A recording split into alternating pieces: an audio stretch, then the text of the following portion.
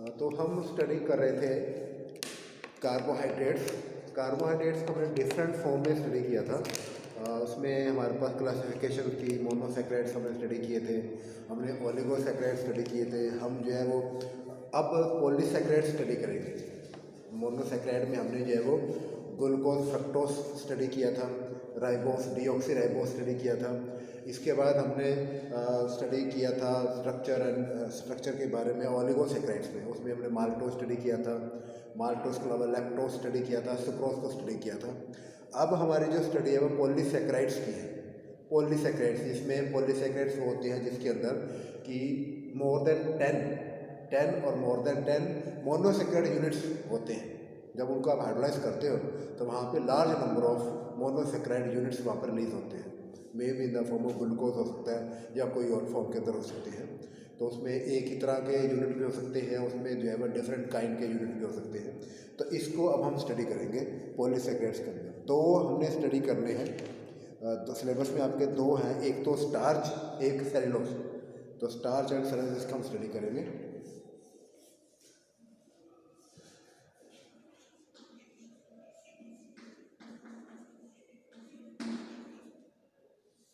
We will study starch and cellulose. हम इसमें starch को सेलुलोज को स्टडी करेंगे। इसमें जो इसका फार्मूला जो है वो सेम है दोनों का। फार्मूला दोनों में सेम है, चाहे वो स्टार्च की बात करते हैं सेलुलोज की बात करते हैं। It is C6H10O5। C6H10O5 इसका फार्मूला है। जस्ट इसकी जो है वो अरेंजमेंट में डिफरेंट होती है। तो हम पहले स्टडी करते हैं स्टार्च के बारे में। स्टार्च, इसे हम अमाइलियम भी कहते हैं। तो first we study about starch, is also called अमाइलियम।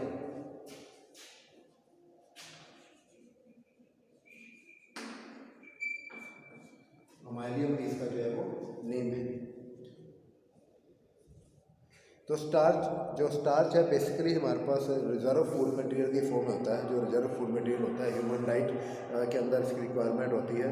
तो जैसे हमारे पास वीट है या राइस है या पोटैटोज होते हैं, तो वहाँ पे स्टार्च स्टोर मटेरियल होता है जिसको हम स्टडी करते हैं इसके अंदर।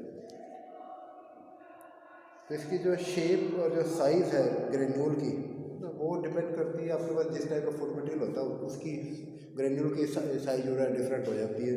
तो उसमें जो है वो स्टार्च के अलावा कुछ और बहुत सारी चीज़ें हो जाती हैं। जैसे वीट है, तो वीट में बेसिकली क्या होता है कि जो सेल वॉल होती है उसके साथ ही फिक्स होती है। जो राइस होते हैं पोटैटो में फिक्स होते हैं, उसको उतार के यूज़ करते हैं। राइस के अंदर सेल वॉल को उतार के फिर यूज़ करते हैं। वीट के अंदर सेल वॉल समेत उसको यूज़ कर लेते हैं, उसका फ्लोर बनाकर उसको यूज़ कर लेते हैं। तो जो इसकी कुछ प्रॉपर्टीज़ हैं, प्रॉपर्टीज़ क्या है, जैसे सॉल्युबल, जैसे स्टार्च है वाटर में सॉल्युबल होता है और इनसॉल्युबल भी होता है। डिपेंड करता है आपको किस टाइप का स्टार्च है। स्टार्च दोनों फॉर्म में होता है, soluble starch as well as insoluble starch, दोनों फॉर्म के अंदर अवेलेबल होता है। ये नॉन रिड्यूसिंग इन नेचर होता है। दिस नॉन रिड्यूसिंग का मतलब होता है कि ये रिड्यूस नहीं करता किसी को। इट मीन्स कि वहाँ पे फ्री फॉर्म के अंदर वहाँ पे अल्डिहाइड्स कीटोन्स नहीं होते, रिड्यूस नहीं कर पाता है किसी चीज़ को। जो स्टार्च होता है वो सिंगल कंपाउंड नहीं है, बल्कि उसमें एक से ज़्यादा कंपाउंड होते हैं। तो वो आपके पास जो है वो जो स्टार्च है वो दो तरह के कंपाउंड से मिलके बना होता है। एक होता है अमाइलोज, एक होता है अमाइलोपेक्टिन। वन इज अमाइलोज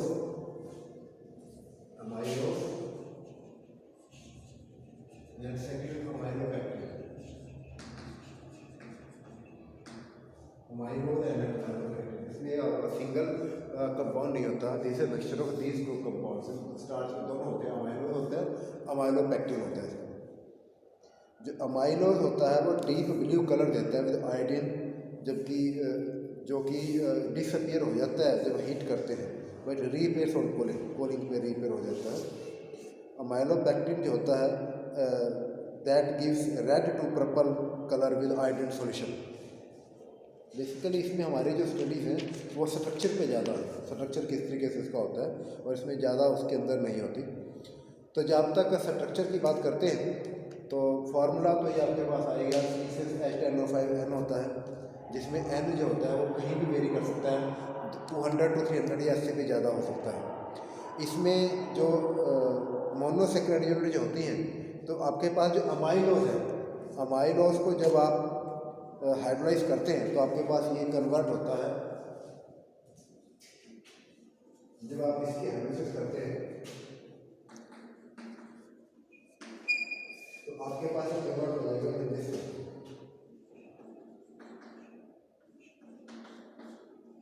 ये आपके पास आ जाएगा, दिस इज डेक्सट्रिन। और इसकी जब आप हाइड्रोलाइसिस करते हैं तो हमारे पास जो है तो माल्टोस आ जाता है।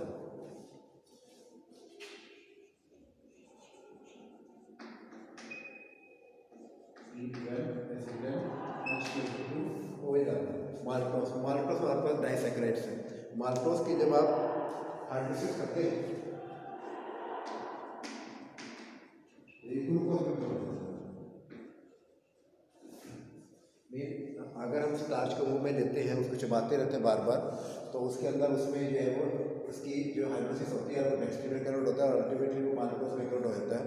माल्टोस जो रहता है उसको फर्दर जब हम छोटे टुकड़े करते हैं तो वो ग्लूकोज में कन्वर्ट होता है, इसलिए हमें खाना जो होता है थोड़ी देर बाद बार बार चबाते हैं तो मीठा लगने लग जाता है। इसमें लिंकेज किस तरीके से होती है, तो अल्टीमेट लिंकेज आपके माल्टोस की आगे जो डाइसैकेराइड्स आपके पास आते हैं उसकी लिंकेज आ गई इसके अंदर। तो माल्टोस की जो लिंकेज होती है उसमें आपके पास जो होती है दो ग्लूकोज के यूनिट होते हैं। ग्लूकोज के यूनिट के अंदर ही हमने पिछले लेक्चर में स्टडी की थी। इसमें आपके पास जो होता है 1/4 एक ग्लूकोज का 1 आपके पास ये आ जाएगा।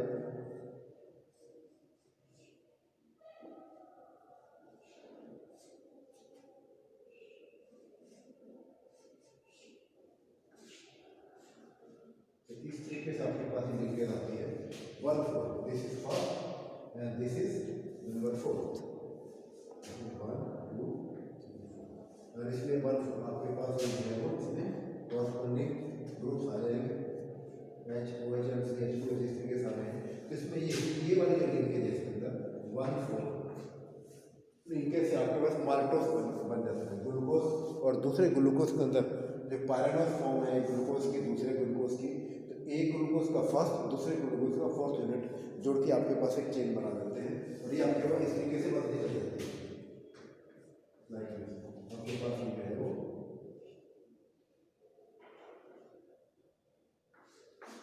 ये इस तरीके से आपके पास आ जाएगा। तो आपके पास इस तरीके से एक लॉन्ग चेन बन जाती है ऑफ दिस ग्लूकोज यूनिट्स। तो आपके पास माल्टोस में तो बेसिकली 2 यूनिट होते हैं, लेकिन माल्टोस के बहुत सारे यूनिट इकट्ठे हो जाते हैं। तो आपके पास वो एक अमाइलोस की एक चेन बन जाती है अमाइलोस।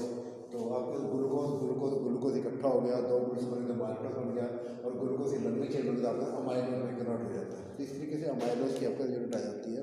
तो लिंकेज यहाँ पे आपके पास 1/4 लिंकेज होती है। फर्क लिंकेज में क्या होता है कि आपके पास ये अल्फा है और इसके भी alpha linkage, alpha two alpha linkage इसके अंदर आता है।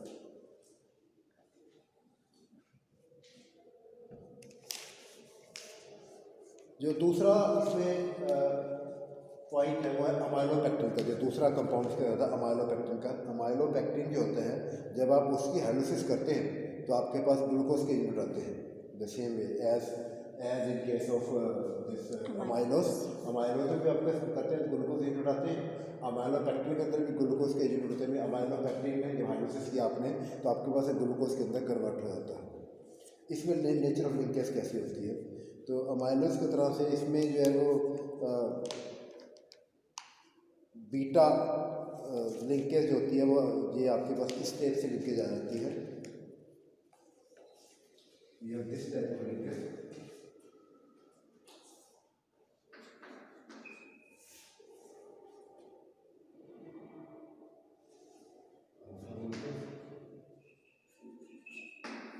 और आपके पास जो है वो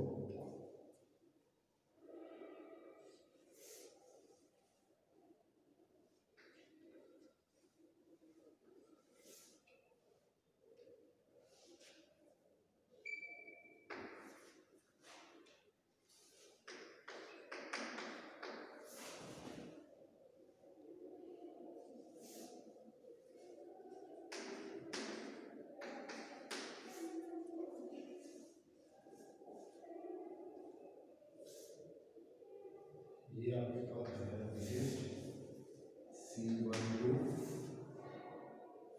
C6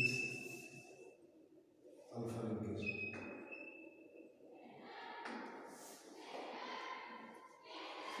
इसके बाद आपके पास जो है वो इसको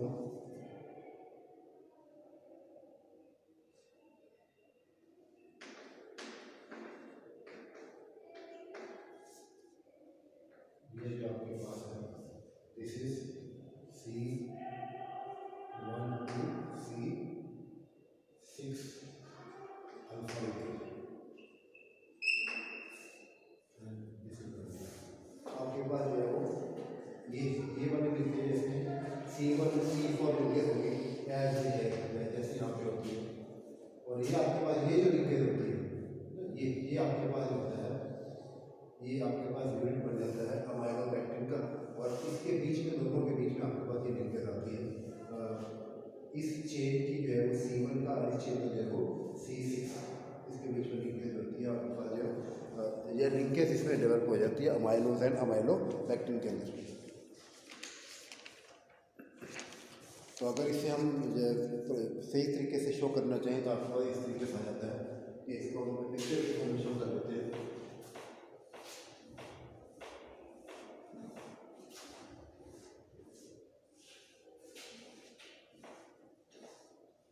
ये आपके पास होगा, ये आपके पास लिंकेज थी।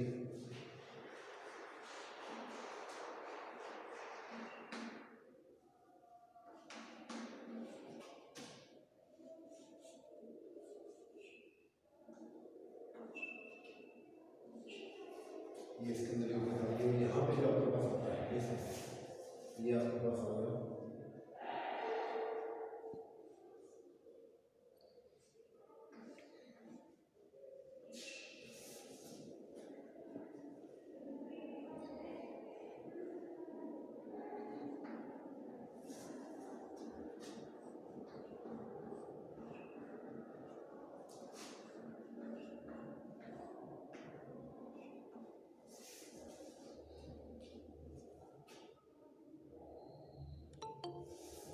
तो ये आपका वन है, ज्वाइन करना चाहता है कर लूँ।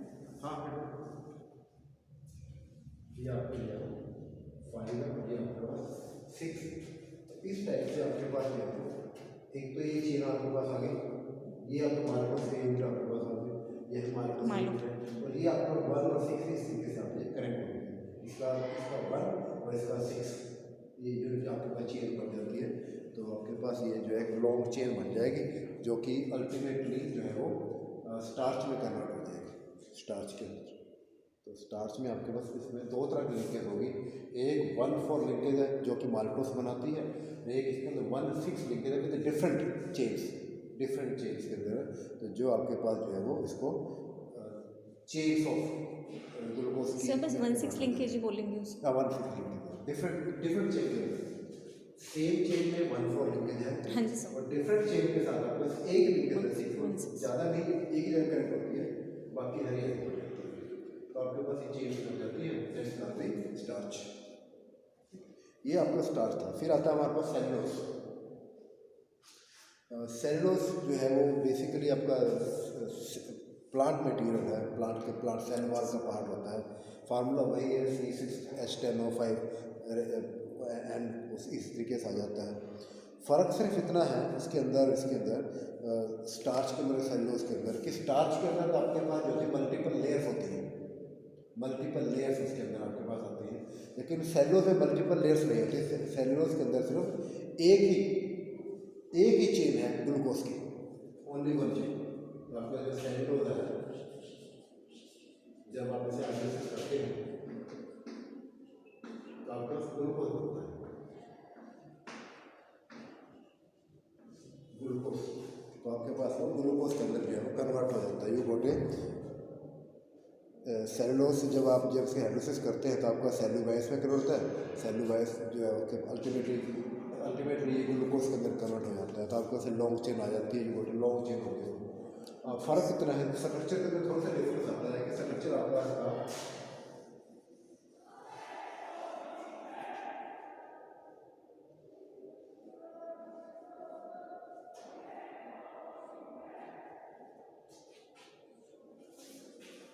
ये लिंकेज है, it has this linkage, this type of linkage 1,4 ये 1,4 लिंकेज, लेकिन एक की अल्फा एक की beta, okay here it is beta and here it is alpha. जो हमारे पास ग्लूकोज होता है, अल्फा ग्लूकोज है, बीटा ग्लूकोज है, उसमें आपके पास जो ये सी होता है, जो चेन बनती है, ये OH, ये OH अगर राइट साइड पे है तो आपका अल्फा हो जाता है, अगर ये OH जो है वो इस साइड पे है तो ये बीटा हो जाता है। बीटा हो सकता ये आपका this alpha and this beta, ये लिंकेज जो है दिस लिंकेज, उसके अंदर 1,4 लिंकेज थी, लेकिन दोनों की अल्फा थी, इसमें इसकी बीटा लिंकेज, इसकी alpha linkage, that is long chain, अगर लंबी chain with the same linkage. तो ये आपके पास जो होता है सेलुलोज बन जाता है, सेलुलोज इसके अंदर डिफरेंट यूनिट्स होते हैं, वो आपके पास आ जाता है। जो स्टार्च और सेलुलोज में डिफरेंट स्ट्रक्चरल डिफरेंस है, छोटा सा डिफरेंस है इसके अंदर लिंकेज का। स्टार्च में 2 लेयर्स होती है, इसके अंदर सिर्फ एक ही लेयर होती है और उसमें लिंकेज डिफरेंट होती है। लेकिन जो हमारे पास स्टार्च है उसे हम डाइजेस्ट कर सकते हैं, और सेलुलोज जो होता है हम डाइजेस्ट नहीं कर पाते। एक्चुअली में क्या है कि स्टार्च और सेलुलोज को ब्रेकअप करने के लिए एंजाइम की जरूरत पड़ती है। जो एंजाइम उसमें चाहिए वो हमारी बॉडी में अवेलेबल होना चाहिए। इन केस ऑफ स्टार्च अवेलेबल है ना, आपको स्टार्च के फॉर्म में अवेलेबल होता है, और वो जो आपके पास जो सेलुलोज है उसमें वो अवेलेबल नहीं होता। इसमें तो माल्टेस की जरूरत पड़ती है, माल्टेस है सर, रेनिन की नहीं पड़ती शायद? रेनिन की भी जरूरत पड़ती है, तो उसमें अल्टीमेटली माल्टोस की भी जरूरत पड़ती है, माल्टेस की भी जरूरत पड़ती है हमें एंजाइम की, जो कि ग्लूकोज के अंदर कन्वर्ट करता है उसको। पहले इसमें ब्रेकअप करेगा, उसके बाद फिर कन्वर्ट हो जाएगा। और जो इसके अंदर होता है, इसके अंदर हमें हमारे पास यूनिट नहीं होता। इसका जो एंजाइम्स है वो एनिमल्स के अंदर होता है। कैसे? एक्चुअली हमारे अंदर भी पहले होता था, आज से लाखों साल पहले, जो वो अपेंडिक्स होती थी, अपेंडिक्स के अंदर बैक्टीरियाज होते थे, तो वो एंजाइम्स को रिलीज करते थे। तो जब आदमी ने जो है वो खाना बनाना शुरू कर दिया, प्रिपेयर करना शुरू कर दिया, कच्चे की बजाय पका के खाना शुरू कर दिया, तो उसका जो फंक्शन खत्म हो गया, तो वो अपेंडिक्स बेकार हो गई। अपेंडिक्स बेकार होगी, वहाँ से जो पोर्शन था वो क्लॉग हो गया, बंद हो गया। बैक्टीरिया उसके अंदर रहता है, लेकिन उसका कोई फंक्शन नहीं होता कोई। उल्टा हमारे लिए प्रॉब्लम खड़ी होगी उसके साथ, क्योंकि अगर वो बाई चांस वहाँ से खुल जाए, एक अंदर चला जाए, तो वो अपेंडिसाइटिस में कन्वर्ट हो जाता है। और अपेंडिसाइटिस वैसे छोटा सा ऑपरेशन होता है, लेकिन बड़ा डेंजरस होता है, तो उसमें इतनी पेन होती है कि आदमी की डेथ भी हो सकती है अगर वो बस्ट कर जाए तो। मेरे साथ भी होता है ऐसे, मैं बाई चांस बच गया। जो है वो अपेंडिसाइटिस की बीमारी हो सकती है। तो एनिमल्स के अंदर क्या होता है कि वहाँ बैक्टीरिया होते हैं, तो वहाँ से वो एंजाइम्स मिल जाते हैं, तो एंजाइम्स मिल जाता है तो जो सेलुलोज है वो डाइजेस्ट हो जाता है। सर, जैसे कुछ लीव्स हम डायरेक्टली कंज्यूम भी कर लेते हैं, जैसे तुलसी की लीव्स होती हैं, हम लोग खा लेते हैं, फिर वो हो जाती हैं डाइजेस्ट? मतलब नहीं, तुलसी की लीव डाइजेस्ट नहीं होती। तुलसी की लीव हम चबाते हैं ना, जब उसमें से रस निकलते हैं। हाँ जी सर। जो एज सेलुलोज है वो तो एज सच निकल जाता है फीकस बेसिस के अंदर। जब वो चबाते हैं तो उसके अंदर से कुछ जो डिफरेंट तरह के जो सोल्यूबल एंजाइम्स वो निकलते हैं, तो वो हमारी बॉडी में कंज्यूम हो जाते हैं। ऐसे ही जैसे पालक खाते हैं या साग खाते हैं, तो बेसिकली जो सेलुलोज होता है वो तो डाइजेस्ट नहीं होता, उसके अंदर चबाने से जो और चीज़ें निकलती हैं उसके अंदर, नाइट्रोजन बेसिस निकलता है या कुछ और निकलता है, वो हम डाइजेस्ट कर पाते हैं। तो ये था हमारे पास पॉलीसैकेराइड की। पॉलीसैकेराइड जो होते हैं वो किस तरीके से होते हैं? दो पॉलीसैकेराइड हमारे सिलेबस में तो हमने करे, वन वाज स्टार्च और अदर इज सेलुलोज। फिर हमें डिफरेंशिएट करना है कि स्टार्च और सेलुलोज में डिफरेंस क्या है। तो डिफरेंस के डिफरेंट पॉइंट्स हैं। एक तो एक स्टार्च बेसिकली फूड मटेरियल है, फूड सोर्स है हमारे लिए, जो कि सेलुलोज होता है हमारे लिए फूड सोर्स नहीं होता। जो स्टार्च होता है ये बेसिकली जो स्ट्रक्चर, जो सेलुलोज होता है वो स्ट्रक्चर्ड मटेरियल है, कि स्ट्रक्चर के फॉर्म में काम आता है। स्टार्च जो होता है वो बेसिकली फूड मटेरियल है। जो स्टार्च होता है वो दो जो है फॉर्म से मिलके बनता है, दो कंपोनेंट से मिलकर बनता है। One is amylose and one is amylopectin. Amylose 20% होता है, अमाइलोपेक्टिन 80% होता है।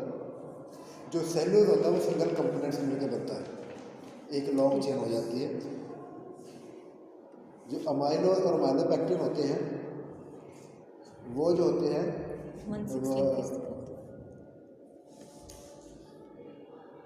वो जो कंडेंसेशन पॉलीमर्स हैं, condensation polymer alpha D glucose के हैं, और जो सेलुलोज में होता है वो भी कंडेंसेशन पॉलीमर ग्लूकोज का है। दोनों ही ग्लूकोज के हैं, डी प्लस ग्लूकोज के दोनों ही। जो जो स्टार्च होता है वो हेलिकल फॉर्म में एग्जिस्ट करता है, और जो हेलिकल फॉर्म में उसकी जो कॉलिंग हो जाती है और हेलिक्स टाइप इसके जो स्ट्रक्चर बन जाता है। जो सेलुलोज होता है हमारे पास वो उसमें बहुत सारे यूनिट्स होते हैं, और वो beta glucoside sheets, beta sheet, एक शीट के बाद दूसरी शीट, तीसरी शीट, स्टार्च आपका इस तरीके से हेलिक्स टाइप बना देता है, उसमें शीट की फॉर्म होता है सेलुलोज जो होता है। जो अमाइलोज होता है, जो स्टार्च के अंदर जो अमाइलोज होता है वो आयोडीन के साथ जो है वो ब्लू कलर देता है, और जो हमारे पास जो सेलुलोज होता है वो आपको ब्लू कलर नहीं देता। और जो आपको स्टार्च है बेसिकली एनर्जी मटेरियल है ह्यूमन बॉडीज़ के लिए, और जो सेलुलोज वगैरह होता है वो ह्यूमन बीइंग से डाइजेस्ट नहीं होता। तो ये उसमें वो था कि इसमें क्या डिफरेंस हो सकता है, और एक हमारे पास आता है कि अगर सेलुलोज हमारे लिए यूज़फुल नहीं है तो हम स्टडी क्यों करते हैं, उसके बारे में पढ़ाई क्यों करते हैं, पढ़ने की क्या जरूरत है इसको। सर लीफ में प्रेजेंट होता है ना सेल वॉल में, तो प्रोटेक्ट करता है लीफ को लाइक टेम्परेचर से। हाँ, तो सेलुलोज हमारे लिए बहुत जो बेनिफिशियल है, इससे सेलुलोज नाइट्रेट बना सकते हैं। सेलुलोज नाइट्रेट, जो सेलुलोज नाइट्रेट जो होता है वो आपका डायनामाइट की तरह से, डायनामाइट का एक पार्ट है जो सेलुलोज को नाइट्रेट में कन्वर्ट कर देते हैं, सेलुलोज नाइट्रेट बनता है, तो डायनामाइट बनाया जाता है उससे, डायनामाइट का पार्ट। डायनामाइट जो होता है हमारे डिफरेंट जो पहाड़ होता है उसे उड़ाने का काम आता है, तो रास्ता बनाने के लिए वहाँ सड़कें जो बनती है डायनामाइट लगा देते हैं, तो वो जो है वो उससे उड़ जाता है, फट जाता है वहाँ से, तो वहाँ से सफाई करके वहाँ से सड़क बना सकते हैं। अभी अटल टनल बनाई है इन्होंने वहाँ पे, क्या कहते हैं उसको, कौन सा दर्रा है वो उधर जो कश्मीर की साइड में, हिमालय की तरफ जो है वो अटल टनल बनाई है। वहाँ पे जो रास्ता है वो बाकी लोगों के लिए, आज वैसे जाते तो मेरे ख्याल में 65 किलोमीटर ज़्यादा पड़ता था, अब वहाँ से सिर्फ 4 किलोमीटर ही पड़ता है, इतना कम हो गया, 60-65 किलोमीटर कम हो गया। पहाड़ के अंदर से काट के पहाड़ के अंदर सुरंग बनाई है, अटल टनल कहते हैं उसको। वो जो दर्रा है वहाँ पर, मैं नाम सिर्फ कर रहा है वो, उसका जो है वो वहाँ बनाई है, वो अभी उद्घाटन हुआ उसका, मेरे ख्याल में अभी लास्ट मंथ ही हुआ है शायद उसका जो उद्घाटन है। तो काफ़ी साल पहले शुरू किए गए थे, प्रोजेक्ट बहुत पुराना है लेकिन वो अभी तक लागू हुआ है। इसी तरीके से आपके पास जो और सेलुलोज के जो है वो काफ़ी सारे सेलुलोज के जो कपड़े हम पहनते हैं, सेलुलोज से रेयन जो होता है ना, सेलुलोज जो कॉटन होता ही है, कॉटन भी तो उगाए जा सकते हैं ना, कॉटन जो होती है, क्या कहते हैं इसको, कॉटन ही कहते हैं ना, तो उसमें कॉटन के अंदर जो है वो हम थोड़ा सा अगर उसमें उसमें डाल देते हैं सोडियम हाइड्रोक्साइड, तो मर्सराइज कॉटन हो जाती है, सिल्की कॉटन हो जाती है। तो सिल्की कॉटन से जो खादी सिल्क जिसे कहते हैं हम, उस तरफ कपड़े बनाए जा सकते हैं। तो कॉटन से जो है वो गर्म होती है, रजाइयाँ बना सकते हैं, वूलन पार्ट बनाया जा सकता है उसको। तो डिफरेंट बहुत सारी चीज़ें हैं जो हमारे इसके यूज में होती हैं। तो इसमें और भी इसका बहुत सारे यूज हैं, तो इस तरीके से सेलुलोज हमारे काफ़ी यूज में हो सकती है। तो बेसिकली स्टार्च हमारे खाने काम आता है, तो सेलुलोज हमें भी नेचर से जो उसकी प्रॉब्लम्स होते हैं उसको बचाने में काम आता है। तो ये हमारे पास कार्बोहाइड्रेट था, ये आपका चैप्टर था, इसमें हमने जो है वो स्टडी की है, पहले क्लासिफिकेशन स्टडी की थी, क्लासिफिकेशन के बाद इसकी हमने जो है वो मोनोसैकेराइड स्टडी किए थे। मोनोसैकेराइड में स्टार्च था, हमने ग्लूकोज को स्टडी किया था, फ्रक्टोज स्टडी किया था, राइबोस डीऑक्सीराइबोस स्टडी की थी। ग्लूकोज फ्रक्टोज हमारे इंपॉर्टेंट, वैसे राइबोस डीऑक्सीराइबोस आरएनए डीएनए का पार्ट होता है। देन वी स्टडी ओलिगोसैकेराइड्स में डाइसैकेराइड्स हम स्टडी किए थे, सुक्रोज, माल्टोस और लैक्टोज स्टडी किया था। और आज हमने स्टडी किया है पॉलीसैकेराइड्स में, इसमें स्टार्च और सेलुलोज। बेसिकली चैप्टर के अंदर आपके पास जो है वो एक तो क्लासिफिकेशन की, और कार्बोहाइड्रेट को क्लासीफाई किस तरीके से किया जाता है, वहाँ पर डिफरेंट काइंड की क्लासिफिकेशन होती है, हमने स्टडी की है। फिर ये डिफरेंट कंपाउंड्स की हमने इसके स्ट्रक्चर आइसोलेशन स्टडी की। उसमें जो है स्ट्रक्चर एलोसिडेशन की हमने जो है इसके अंदर स्ट्रक्चर जो है वो बेसिकली वो ज़्यादा इंपॉर्टेंट था, स्ट्रक्चर हमने स्टडी की है। अच्छा, इसके अंदर हमने कुछ स्टडी किया था चेन लेंथरिंग, चेन शॉर्टरिंग हमने स्टडी किया था, फ्रक्टोज की कन्वर्जन, फ्रक्टोज और ग्लूकोज की इंटर कन्वर्जन स्टडी की थी। ये सारा चैप्टर इसके अंदर ये कुछ हमने स्टडी किया था। तो इसे आप जो है वो पढ़ लीजिए, तो कोई डिफिकल्ट रहेगा तो जो मैं आपके पास गूगल क्विज मिल जाएगी, तो गूगल क्विज आप सॉल्व कर